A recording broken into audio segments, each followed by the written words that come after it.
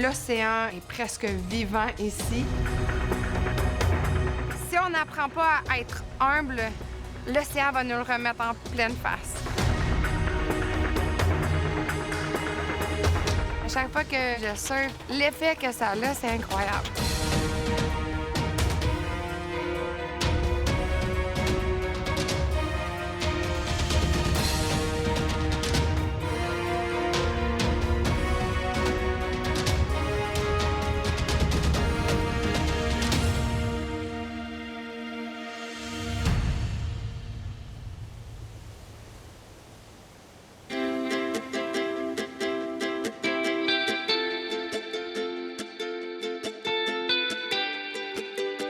Je m'appelle Pascale Roy-Lafontaine, j'ai 37 ans, je suis instructeur et guide de surf.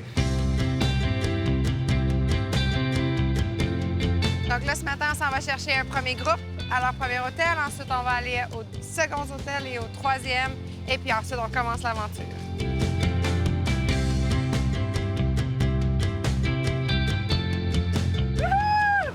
Bienvenue! Allô? Merci. Comment s'est passé votre vol? Ça va bien.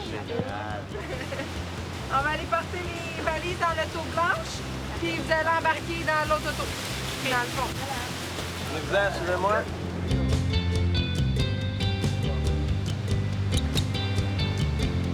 C'est vraiment la tempête. Tellement qu'on va remettre le tour de l'île à une autre fois parce qu'on va se faire... On risque de se faire souffler en bas de la falaise. Ça, c'est bon, cool. On va qu'on s'adapte, mais on va aller voir les grosses vagues. Avec les tempêtes, souvent arrivent les grosses vagues. Fait que ça va être impressionnant. On guide ici à Hawaï, au Costa Rica et bientôt au Pérou. C'est tous des endroits où j'ai habité.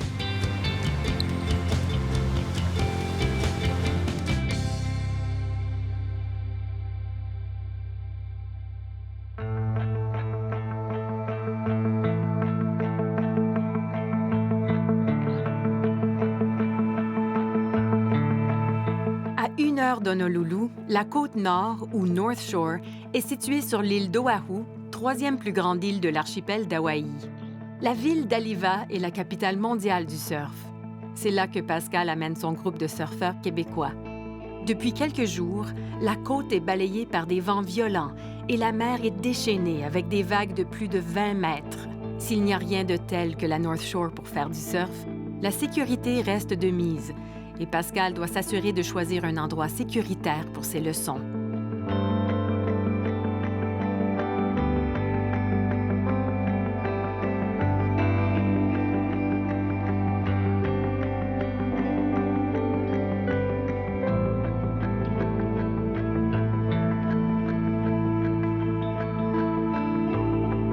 Jette un petit regard, voir c'est comment, les vagues.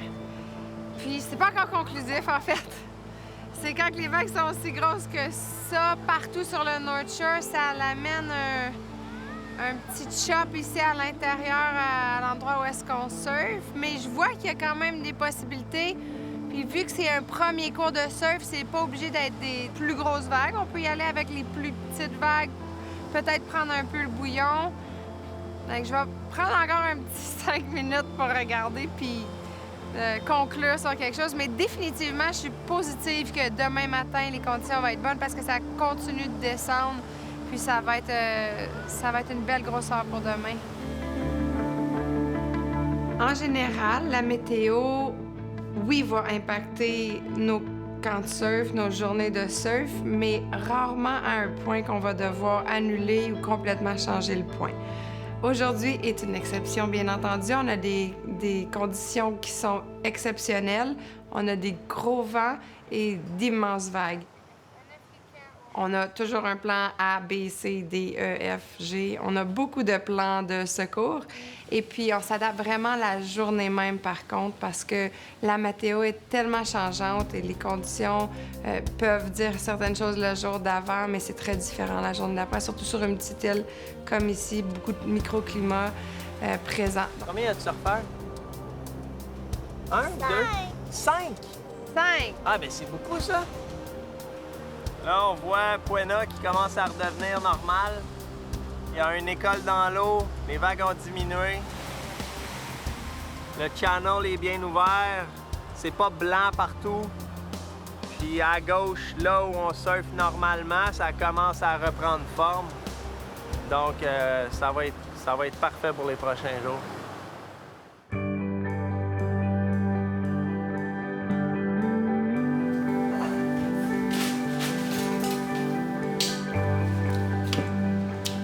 Je vais mariner le poisson, le mahi-mahi. On fait le souper d'accueil. Donc, on se fait un barbecue. On fait ça sur le grill. Aujourd'hui, on n'a pas d'électricité, fait qu'il faut qu'on fasse avec. Mais c'est pas grave, c'est comme si on était en camping. Ça va être super bon. Ça arrive pas souvent, les pannes d'électricité, mais c'est sûr que c'est un petit peu stormy en ce moment. Beaucoup de vent, les palmiers, des trucs qui tombent, un peu comme au Québec, là. Situation de verglas, écoute, un petit peu la même chose. Là, la marée continue de monter, il y a de l'eau sur le terrain. Mais c'est pas grave. Voilà. Je vais remplir un petit peu de gingembre. EcoAloha, c'est vraiment une entreprise de paddleboard au Québec. C'est une école, on fait de la vente, de la location. On fait des cours d'initiation. Jonathan a fait de la formation d'instructeur et puis de aussi occuper nos hivers à continuer de voyager et offrir des voyages de surf. Ça fait tellement longtemps que je faisais déjà ça, puis Jonathan, bien, ça l'attirait parce que lui aussi, c'est un voyageur. Ça fait 20 ans que je fais de la cuisine, puis j'ai fait plusieurs trucs. J'ai travaillé dans des hôtels, j'ai travaillé à San Francisco, j'ai travaillé dans des super bons restaurants, les plus vieux restaurants de Montréal, qui s'appelaient le Caveau. J'ai travaillé au Sakakomi, au Golf Le Mirage, qui est le golf à Céline Dion. Je suis pas une vedette de cuisine, mais j'ai fait des bons contrats de cuisine. J'ai rencontré des bonnes personnes. J'ai fait des contrats par jet privé dans des maisons de millionnaires en Floride. J'ai cuisiné pour des grandes personnes, puis à partir de là, ben, j'avais pas le choix de monter mon standard en cuisine puis de délivrer la marchandise. C'est le fun avec Pascal parce qu'on a chacun nos forces. Moi, je m'occupe de la bouffe, je m'occupe un petit peu de la logistique. Je peux conduire les autos puis tout ça. Pascal, c'est beaucoup une personne qui aime être avec les gens, qui donne beaucoup le sourire, qui donne beaucoup d'énergie à faire en sorte que tout le monde soit satisfait, être à l'écoute. Moi, je suis un petit peu en arrière, mais j'accompagne puis je fais en sorte qu'on puisse répéter puis faire des camps peut-être un petit peu plus gros.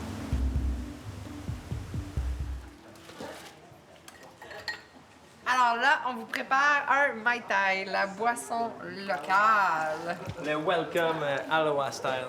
Comme ça, après ça, il n'y a plus personne de gêné. Tout le monde a du fun! Mais faut pas faire d'abus parce que demain, on passe à l'action. Pour opérer une compagnie comme la nôtre, ça prend des crinqués. 2 crinqués de préférence. 2 crinqués. Ça marcherait pas. Non. Non, on a vraiment tellement de branches différentes que c'est difficile de voir à toutes les branches seules. Mesdames, Manchester Nero. Merci. OK. Mister, montez du bas. Au Québec, on est rendu à 110 planches. On a commencé avec 14. Donc, ça faisait plusieurs centres de location. On a besoin d'instructeurs. Là, on est rendu plus à manager une business que de faire des cours, comme on faisait avant. C'était nous autres qui donnaient les cours. Puis avec un bébé, on n'est plus capable d'en donner autant de toute façon parce que ça prend beaucoup de temps. On se fait ça un cheers debout, guys? Pour moi, depuis qu'on est à Hawaï, c'est parfait. Là, en fait, là, un peu venteux, plus de quoi est-ce qu'on s'attendait, là, mais c'est super cool. Avec Pascal, je pense que ça va bien aller jusqu'à présent. Là. Ça nous tient tellement à cœur que ce soit votre moment, puis que vous vous plaisiez, puis que vous dépassiez vos limites. Puis ça, c'est ça notre rôle ici. Puis vous, ben merci d'accepter d'être là-dedans. Aloha! Comme j'en ai jamais fait, je veux rester debout sur une planche de surf, tout simplement m'amuser. Je pense que ça peut être une belle introduction au surf, surtout à Hawaï. Pourquoi pas commencer à cet endroit-là? Peut-être un petit peu anxieuse de la grosseur des vagues, là, surtout présentement, qui ont de l'air plus grosses que ce qui était la semaine dernière ou les autres semaines avant. Donc, à voir.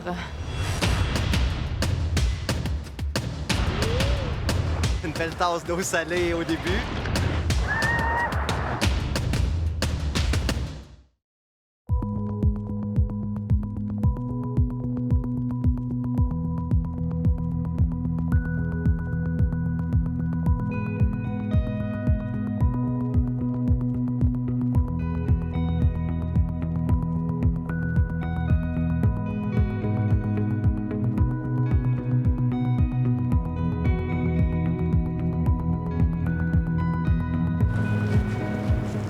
va faire la première leçon de surf du camp. Donc, c'est toujours excitant, un moment d'énervement pour les gens.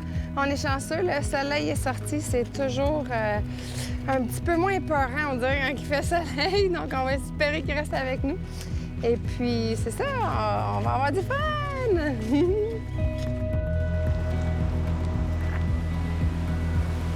Everybody ready? Yeah, let's go! Okay, everybody pick a board. Okay, they're all pretty much the same size board, so go ahead and lay down. Mais ce qu'il y a de particulier avec le North Shore de Oahu, c'est que c'est réellement la capitale du surf. Il y a des vagues pour tout le monde. Par contre, il y a vraiment un niveau très avancé de vagues. L'océan est presque vivant ici, donc il faut vraiment avoir des connaissances. On ne peut pas se mettre à l'eau partout, donc c'est vraiment important d'être accompagné. Lorsqu'on a des plus gros groupes, j'ai toujours 2, 3, 4 autres guides avec moi. On travaille avec les entreprises locaux, c'est super important pour nous. Puis c'est tous des amis de quand j'habitais ici, donc on maintient cette relation-là.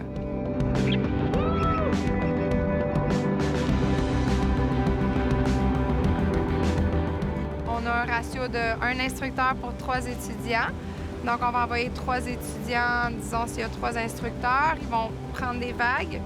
Ensuite, quand ils prennent la vague, ils vont pagayer parallèle à la plage et ils vont revenir se mettre en position. De cette façon-là, il y a moins de risque d'accident.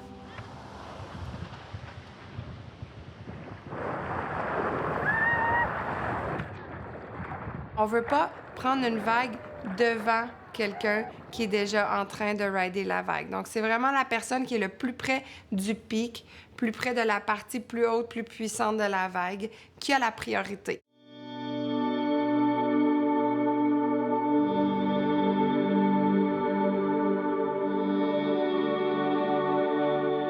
Le surf est un sport exigeant. Les risques de blessures sont réels et nombreux. Les muscles des épaules et du dos, très sollicités lors de la phase de rame vers la vague, sont particulièrement vulnérables. Pascale n'échappe pas aux aléas du sport qu'elle aime tant. Au fil de ses innombrables sorties en mer, elle a endommagé son épaule droite. Récemment opérée, elle se voit dans l'obligation de remiser temporairement sa planche le temps de sa convalescence. Une dure épreuve pour celle pour qui la mer est un havre de paix dont elle peine à se passer. Ça fait 4 mois et demi que j'ai eu ma chirurgie. Ça se passe super bien, mais j'ai pas encore regagné la flexibilité pour pouvoir surfer. J'ai essayé il y a 2 jours, puis ça n'a pas marché. mais je sais que ça s'en vient bientôt, puis j'aime mieux vraiment prendre le temps pour que ça puisse me durer pour toujours. J'avais vraiment peur en venant pour faire le camp de surf de ne pas pouvoir faire le travail que je fais d'habitude, mais je suis super contente parce que j'ai pris une autre approche, que je suis allée avec mes palmes et puis je tenais les gens en position parce qu'il y a beaucoup de courant. D'habitude, c'est quelqu'un d'autre qui fait ça, puis moi, je vais pousser les gens, puis je suis plus dans l'action, mais je me suis aperçue que j'arrivais à faire encore plus de coaching quand j'étais avec les gens comme ça parce que je les amenais à tourner leur regard puis à voir qu'est-ce que les autres faisaient. Et puis j'arrivais, moi, à voir un peu qu'est-ce qui s'était passé, puis je pouvais leur parler, leur faire pratiquer à se lever sur la planche. Donc, en fait, peut-être que je vais garder cette approche-là.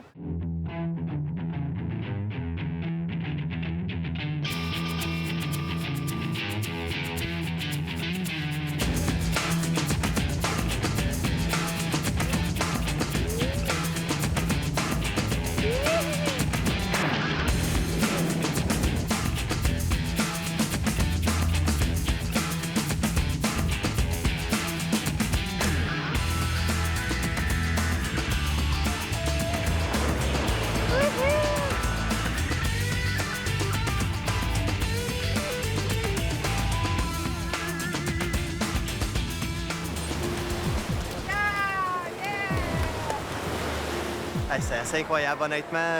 C'est une belle tasse d'eau salée au début. Mais c'est à refaire. Ça y est, on a la piqûre pour le restant d'une vie, je pense. C'est vraiment... c'est magique. Première expérience de surf à Hawaï, parfait, super soleil, juste à temps pour pogner les vagues. Puis attente 100% d'atteindre. Parfait. J'avais un peu de doute en regardant l'océan avec les conditions, mais finalement, c'est devenu glacé. À l'intérieur ici, il y avait un petit peu de courant qui était challengeant pour garder les gens en place, mais je pense sérieusement que tout le monde est super content. Donc, mission accomplie. Mon lien avec la nature et surtout l'océan, c'est tellement à l'intérieur de moi. Puis là, tu le dis, puis j'ai pas été capable de surfer à cause de ma blessure, à cause de mon opération à l'épaule depuis... ça fait juste 4 mois et demi, mais ça vient vraiment me chercher. C'est tellement une liberté pour moi, puis ça me manque. Puis à chaque fois que je retourne dans l'eau, puis je surfe, c'est... L'effet que ça a, c'est incroyable.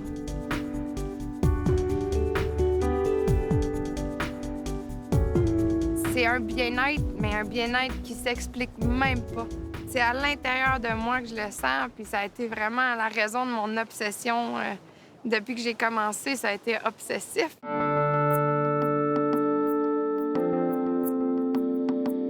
Ma passion pour le surf, elle est venue de ma tête et de mon cœur qui disait il faut que tu surfes absolument. J'avais vraiment un appel pour le surf. Je me suis acheté un magazine de surf puis un livre Surfing 101 et j'ai lu sur les règles, sur l'entraînement et tout. Et puis, un jour, j'avais 21 ans.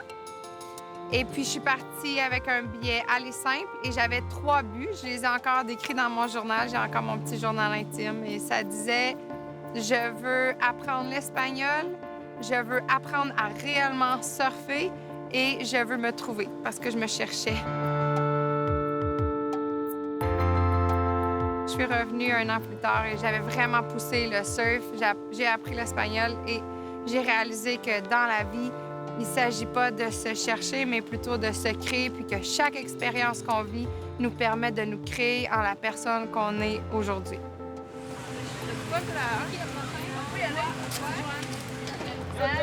Yeah, Joe! Ça va bien? Hey, good morning! Salut! Pascal, ça va bien? Bonjour. Attends, j'en avais juste une pour eux. Pascal et moi, nous sommes rencontrés en faisant du surf. Vraiment dès le début, il y a une dizaine d'années déjà qu'avec Pascal nous sommes amis. Et vu qu'elle parle français et que moi je parle français, eh bien forcément lorsqu'on est francophone, on a tendance à s'entendre un peu plus rapidement et à communiquer. Et on est devenus assez rapidement de très bons amis parce que Pascal a toujours souhaité faire son propre travail, self-employed, être son propre patron aussi, et moi-même de la même façon. Et donc on s'est toujours un petit peu entendu sur ce sujet-là et savoir comment on allait pouvoir gérer nos vies en faisant notre propre projet. Pour les amis québécois, je vous ai ramené un peu de champagne qui va bien. C'est du cidre, sans alcool, hein. C'est le matin. Pascal, depuis qu'elle a commencé son projet avec Eco Aloha et qu'elle est retournée vivre donc au Québec, elle revient ici à Hawaï tous les ans, presque 2 fois par an. Et à chaque fois, elle prend le soin d'amener ses clients et ses passionnés de Québec qui viennent ici pour découvrir Hawaï, manger une petite crêpe ici à, on va dire, l'ambassade française sur le North Shore. Il y a 1 300 000 habitants à Hawaï et il y a, je crois, à peu près 5 000 Français.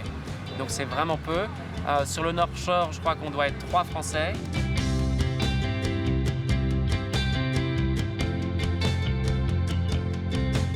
Je suis né en Bretagne, au bord de la mer, et à faire beaucoup de surf, beaucoup de planches à voile et beaucoup de vent, etc. Sauf qu'il fait quand même très froid l'hiver aussi.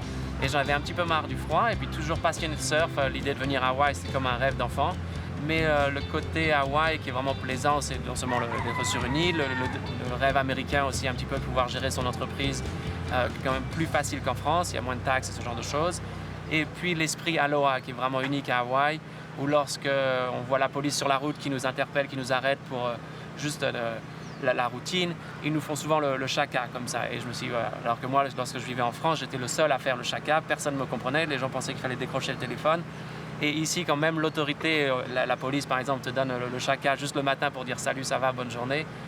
Je me suis vraiment senti bien ici. Je me suis dit « Ok, c'est vraiment un endroit pour moi, on va essayer de faire le meilleur pour pouvoir rester ».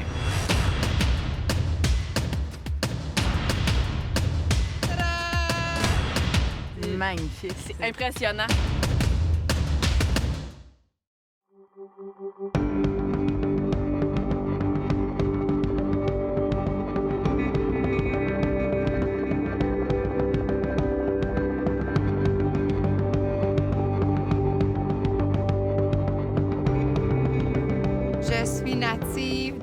l'Abitibi, au Québec.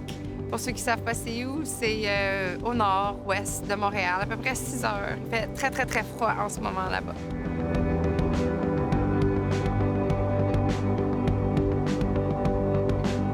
J'ai fait un baccalauréat à l'UQAM en communication humaine et puis une maîtrise aussi dans le même domaine à l'Université de Hawaï à Manoa. Go vite! J'ai commencé mes études à l'UQAM juste après avoir fait mon voyage au Costa Rica d'1 an où est-ce que j'ai découvert comment que chaque expérience me créait. Et ce bac-là a juste confirmé tout ce que j'avais déjà un peu découvert par moi-même. Et je suis tombée en amour avec mes études. J'étais un petit peu désintéressée par les études avant, mais quand j'ai découvert le domaine dans lequel j'ai étudié, là, je suis devenue hyper studieuse et c'était tellement facile. Quand je suis arrivée, je suis rentrée à la maîtrise. J'ai eu la chance d'avoir un emploi comme enseignante à l'Université de Hawaï, puis j'ai continué à enseigner pendant les 5 années qui ont suivi mon arrivée. Et ce qui a fait en sorte que je suis restée beaucoup plus longtemps que prévu. Au départ, j'allais venir passer 2 ans. J'allais faire ma maîtrise, avoir ma citoyenneté. Aussitôt que j'ai ma citoyenneté, je m'en vais.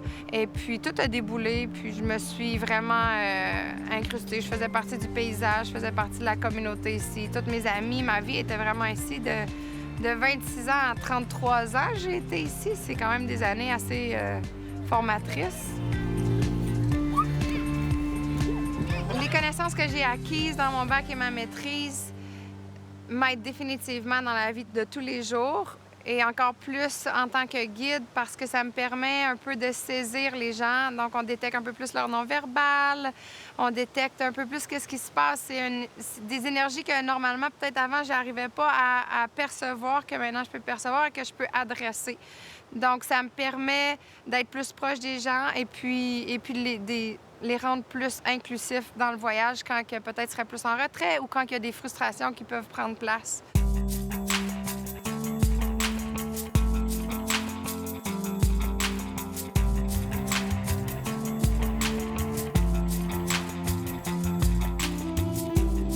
Aujourd'hui, Pascal guide son groupe sur le sentier de randonnée de la crête Kuli'u'u. Au rythme de la montée, nos randonneurs vont découvrir un panorama spectaculaire au cœur d'un écosystème unique et d'une végétation luxuriante. Une fois au sommet, c'est un coup de cœur assuré, avec la vue plongeante sur les côtes sud et est de l'île, avec en ligne d'horizon la ville d'Honolulu. C'est vraiment une de mes randos préférées à vie ici.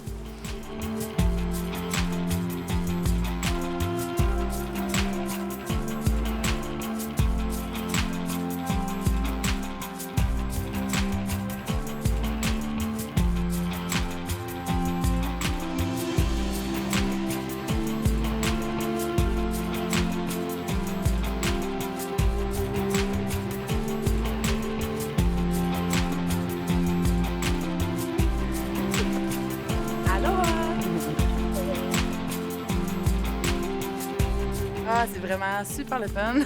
Un très beau hike. Par notre respiration, on voit que c'est difficile, mais ça va bien, c'est super beau. La gang est déjà prête, fait que on y va.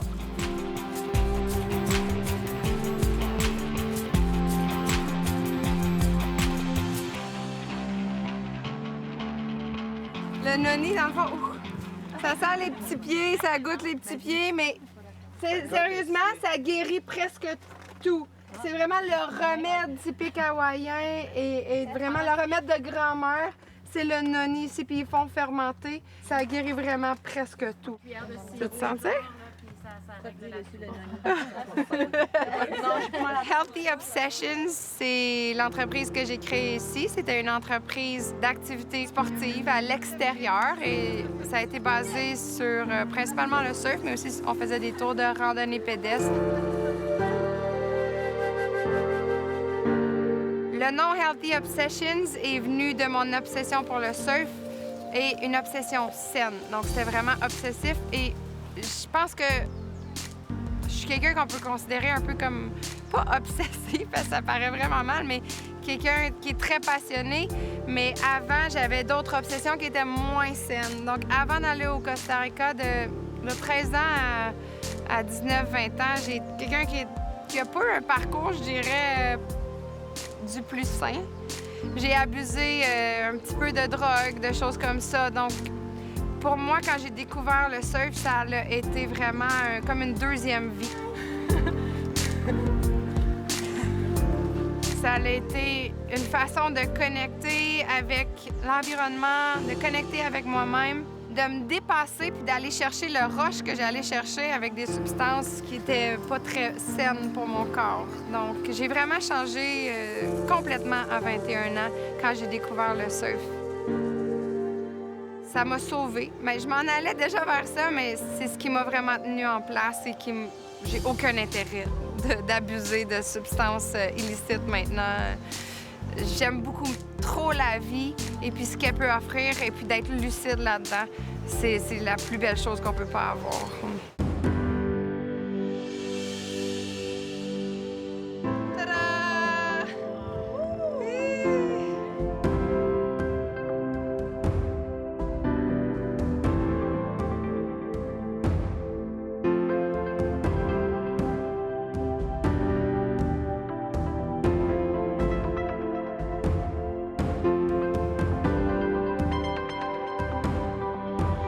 Ici, c'est la ville de Kailua, qui est une ville quand même principale de l'île, je dirais. Ensuite, on a les Moks. Les deux îles-là, c'est les Mokulea, mais on les appelle les Moks. C'est une place que les gens vont souvent aller en kayak, en paddleboard, et c'est un sanctuaire pour oiseaux. C'est magnifique, c'est impressionnant. On voit une vue 360, c'est vraiment beau.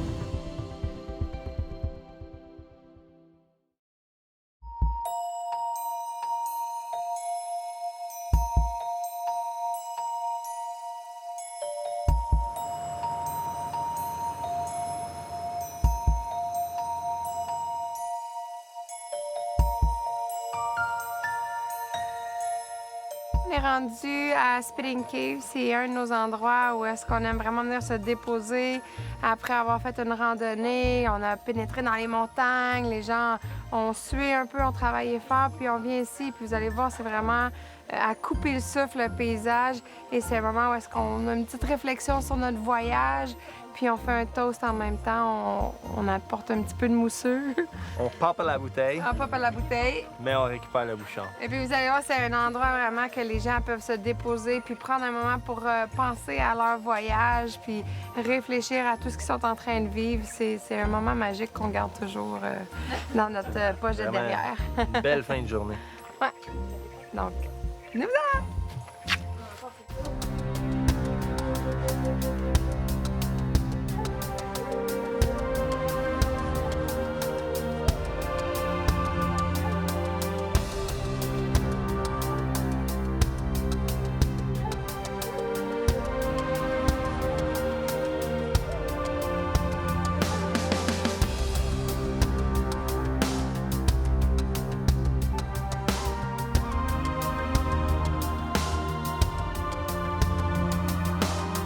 À 25 ans, je suis parti de San Francisco, puis j'ai décidé de faire le tour du monde.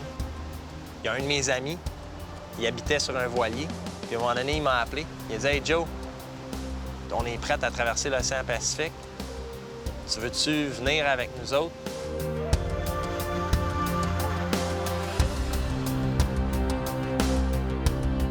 « 24 jours sans voir de terre, juste l'océan. » C'était vraiment une expérience extraordinaire.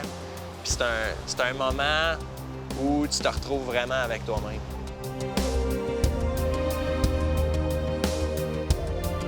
Là, j'ai vu un autre moyen de voyager autre que la cuisine. C'était les sports de vent et d'eau.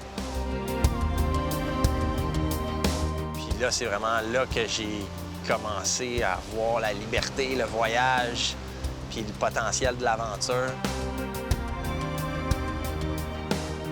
Si vous regardez au loin, vous risquez de voir des baleines. C'est vraiment, on est au cœur de la saison des baleines. C'est les baleines à bosse. En fait, elles passent l'été en Alaska et puis elles viennent passer l'hiver ici à Hawaï. Donc, ils sont ici de novembre à février-mars environ. Ah, il en va. Je viens de voir un Un squish, ouais, un spout. Il y en a un autre là. Fait que d'après moi, on va en... Ah, il y en a 2 là. Ça fait bientôt 5 ans que je suis avec Pascal. J'étais rendu au point où je voulais une femme sérieuse, puis je cherchais, puis j'étais allé sur des sites de rencontres, mais je suis tombé sur Pascal. Puis son profil ressemblait beaucoup au mien. Différent, mais je voyais le genre de personnalité que ça pouvait être. Puis je l'ai invité à venir au camp de surf en tant que professeur de yoga. Fait qu'on est arrivé là-bas. Puis là-bas, dans le camp de surf, on s'est rencontrés. Et puis c'est parti de là. Ça a parti assez vite. Santé, les amis, merci. Allô? Aloha! Aloha! Tu prends Pascal, puis tu la mets dans un groupe de personnes, puis c'est comme le petit rayon de soleil, puis tout le monde la regarde, la bouche ouverte. Elle est comme ça, c'est naturel, puis... mais elle est comme ça. Tu sais, elle regarde la vie comme ça, elle est créative, puis elle a pas peur. Tu sais, elle a une idée, elle va la faire.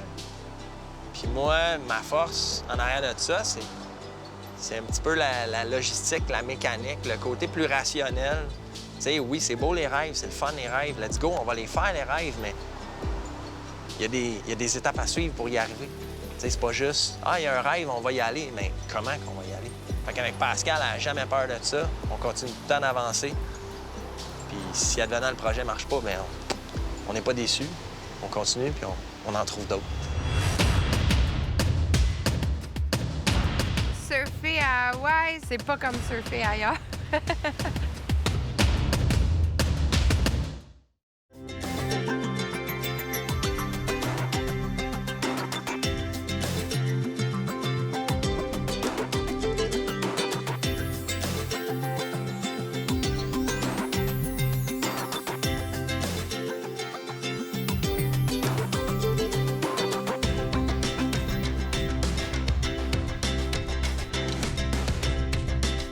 On veut vraiment planter. Hop, on reste bas, les genoux sont pliés et après ça, on se lève. Quand les 2 talons sont mis dans l'appui, yes. Est-ce que je me dis que j'aurais pas le temps de réfléchir à tout ça pendant la vague? Mais faut pas que tu réfléchisses. Regarde la plage. Tu fais toute la réflexion ici sur la plage.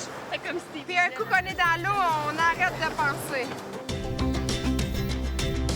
On est de retour à Pointe-à-Pointe, on s'en va surfer, il est plus tôt, c'est un petit peu plus frais, il y a un petit peu plus d'excitation dans l'air. 2e fois qu'on va surfer cette semaine avec ce groupe-là.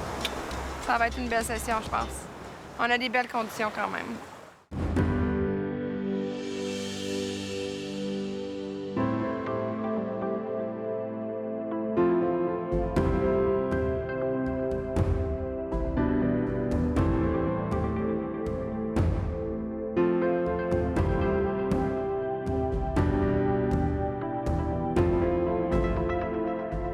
Surfer à Hawaï, c'est pas comme surfer ailleurs.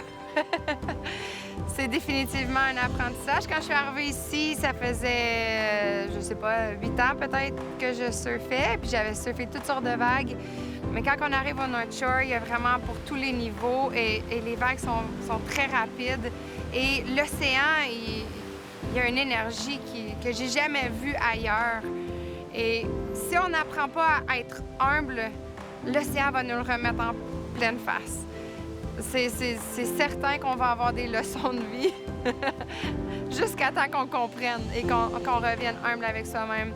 Et d'apprendre à vraiment pas combattre l'océan, mais le comprendre puis de bouger avec, c'est la meilleure chose à faire.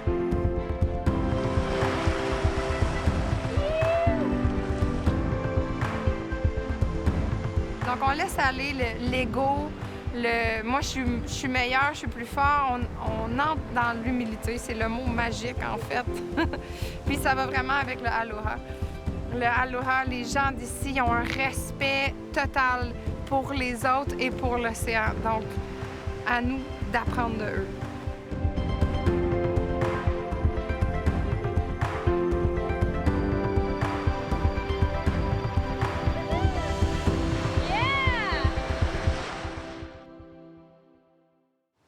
Aloha, c'est tellement de choses, c'est presque tout en même temps.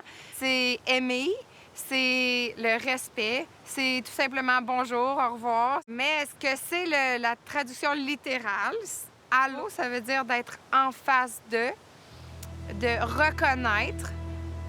Ha, c'est le souffle de vie, ou même on peut aller jusqu'à le souffle de vie divin. Donc, lorsqu'on est en face d'une autre personne, c'est de reconnaître justement le souffle de vie de l'autre personne, l'entièreté, la divinité de la personne en face de nous, et puis d'être dans le respect avec ça.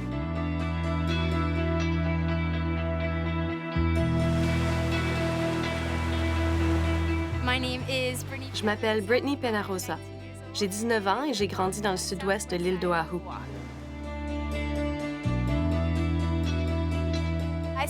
J'ai commencé à faire du surf à l'âge de 9 ans, mais c'est à 12 ans que je m'y suis mise de façon plus assidue.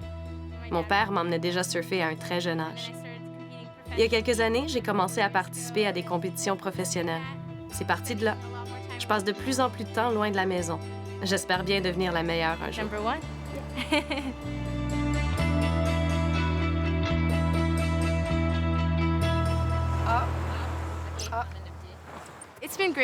J'adore travailler avec Pascal. Elle aide vraiment beaucoup. Tout à l'heure, elle a pris ma place en donnant les instructions en français. Ça m'a beaucoup aidée. Et quand on est dans l'eau, elle tient les planches et s'assure que tout le monde reste bien concentré parce qu'il y a toujours beaucoup de courant là où on va prendre les vagues. Son aide est précieuse. Et j'aime les gens qu'elle invite. Ils ont tous de belles personnalités et sont motivés à apprendre. Alors, c'est vraiment cool. Il n'y a rien de mieux que d'être une surfeuse à Hawaï. Hawaï est un endroit unique. L'énergie dans l'eau ici est incomparable et je sais de quoi je parle, j'ai beaucoup voyagé. Il y a aussi un beau sentiment de camaraderie quand on est dans l'eau. Si je vais surfer sur la côte nord, je suis certaine de rencontrer au moins une ou deux personnes que je connais et je trouve ça génial. Il y a toujours beaucoup de vagues. Et puis, c'est le lieu de naissance du surf. C'est super, ça. J'adore d'où je viens. I love it. I love where I'm from.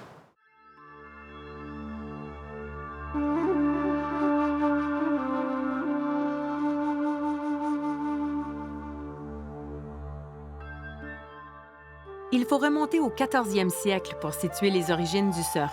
Des habitants des îles de Polynésie, dans l'océan Pacifique, commencèrent alors à s'allonger sur de longues planches de bois pour avancer en mer. Cette pratique, appelée hinalu, c'est-à-dire glisser sur la vague, fut découverte au 18e siècle par le célèbre explorateur anglais James Cook. Quant au surf debout, il commença également dans les années 1700 à Hawaï. Encore aujourd'hui, le surf demeure étroitement associé à l'histoire et à la culture de cet État américain du Pacifique.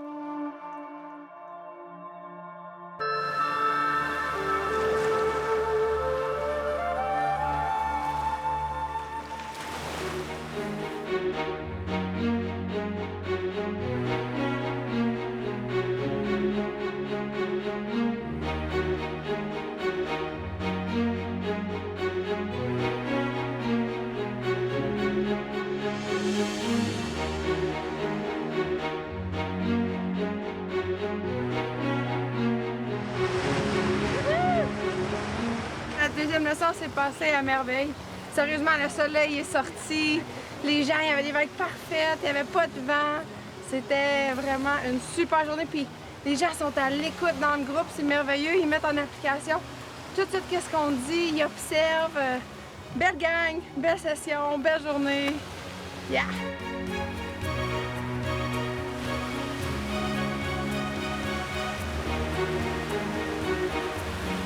Surfer à Hawaï. Ouais, on a eu la piqûre de surfer à Hawaï. Excellent. Voilà. Notre session a très bien été. Il y a déjà une amélioration avec la session d'avant, je pense. Oui, beaucoup. On est plus capable de penser automatiquement. Les trucs, ça a beaucoup aidé. Là. J'ai catché plein de choses aujourd'hui, fait que ça a beaucoup mieux été. On comprend mieux ce qu'on fait, je pense. Ouais.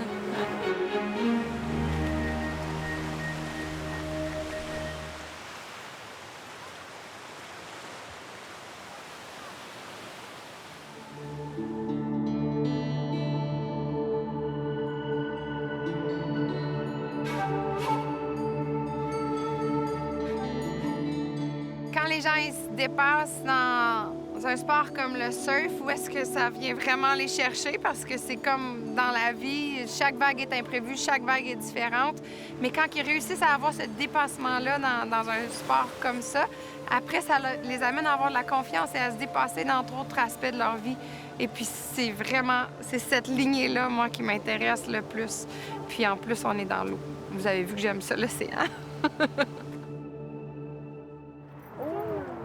Ta maman, oui? Vas-tu pouvoir y emmener? All right, tout le monde est prêt? Oui. On va aller chercher les pagaies, les planches. On s'en va faire une petite session de paddleboard. On va rentrer juste ici. Les gens sont déjà partis. Puis on rentre dans la rivière, on s'en va observer les tortues. Peut-être le coucher de soleil si le ciel se dégage.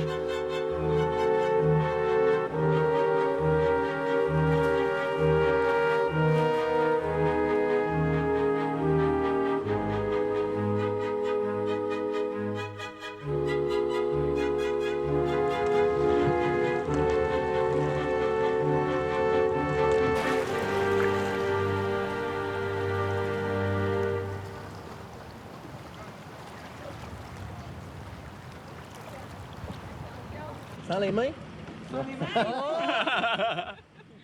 Gérer l'entreprise, puis où on est là, c'est comme naturel pour nous autres. C'est notre mode de vie, c'est comment qu'on a grandi, c'est les expériences qu'on a eues dans notre vie. Fait que de continuer ça avec les camps de surf, c'est quelque chose qu'on veut. C'est quelque chose sur lequel on veut se rapprocher pour pouvoir vivre ces expériences-là, faire du surf, puis voyager le plus longtemps possible, puis partager toute cette énergie-là à ceux qui font du 9 à 5 puis qui ont besoin de vacances.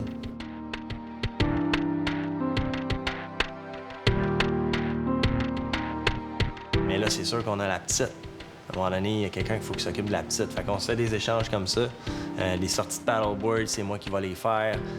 Des hikes plus spécifiques que Pascal connaît, bien, c'est elle qui va partir. Moi, je peux prendre soin de la petite. Sinon, on a des amis qui viennent souvent sur les spots.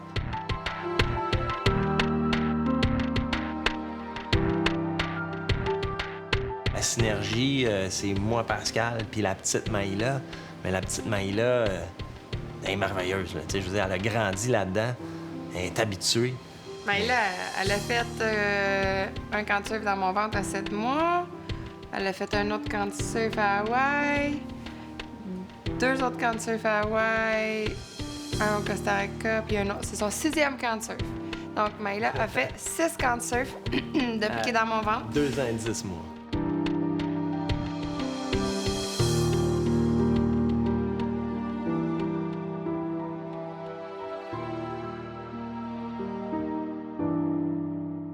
J'ai fait des camps de surf à Hawaï avec Pascal, mais également au Costa Rica. Également, on est allé à beaucoup d'endroits. J'ai même habité avec elle sur l'île pendant 6 mois.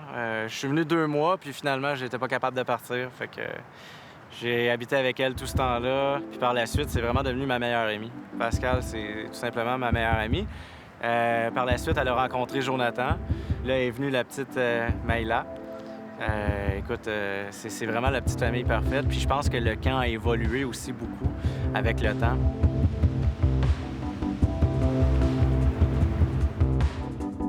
Quand tu viens à un camp de surf, tu repars complètement changé. Moi, le camp de surf a complètement changé ma vie.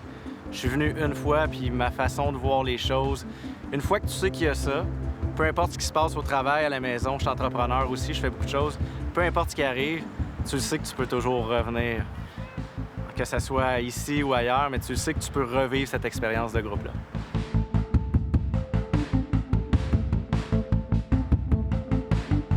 Koaloa, c'est sûr que c'est des gens qui sont très intéressants au niveau des activités et tout. Ils savent comment bien nous faire apprécier le terrain de jeu qu'on a ici. Oui, puis ils nous lâchent jamais. Ils ont tout le temps des activités, ils ont tout le temps quelque chose. Puis si la température, elle ne donne pas, il y a toujours un plan B, un plan C, un plan D. Il y a toujours quelque chose. C'est des grosses journées, mais c'est vraiment différent qu'un autre voyage normal. Puis on nous emmène quand même partout sur l'île. On voit plein de choses différentes, on fait plein de sports différents. C'est vraiment, vraiment intéressant. On voit des choses où est-ce que les autres nous amèneraient pas. Parce qu'elle a habité sur l'île, fait que ça paraît, on fait aucune place touristique, on fait des petits airs que personne connaît, on va à des spots que personne connaît, fait que c'est vraiment le fun pour ça.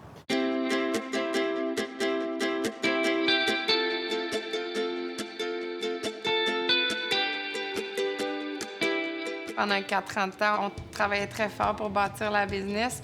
Puis maintenant que là, ça commence à rouler un peu par elle-même, dans le fond, on s'aperçoit qu'on doit avoir nos moments seuls, qu'on doit avoir nos moments ensemble, sans parler de business.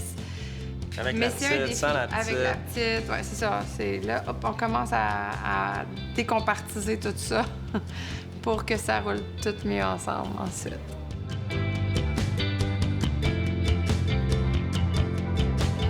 Mon désir, c'est soit de faire 6 mois au Québec et 6 mois où est-ce qu'on fait nos retraites. On est déjà rendu à en faire 3 mois. Dans environ 5 ans, là, ça serait vraiment d'emménager dans un autre pays et puis d'être là, à temps plein. Je veux tout dans la vie.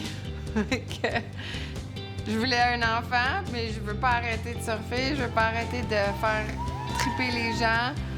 Donc, c'était même pas une question, c'était comme ça que ça allait être, puis on va s'arranger. Puis un coup qu'on se lance dans le bouillon, ben on trouve notre chemin pour nager après, là, puis revenir à la plage. C'est automatique, c'est une nature, puis on a tout un instinct comme ça dans n'importe quelle situation. On est capable de s'adapter. Faut juste prendre le courage pour le faire, puis après ça, on trouve des solutions. Ça, c'est ma façon de penser personnellement. Puis à date, ça marche. Ah, ça marche bien.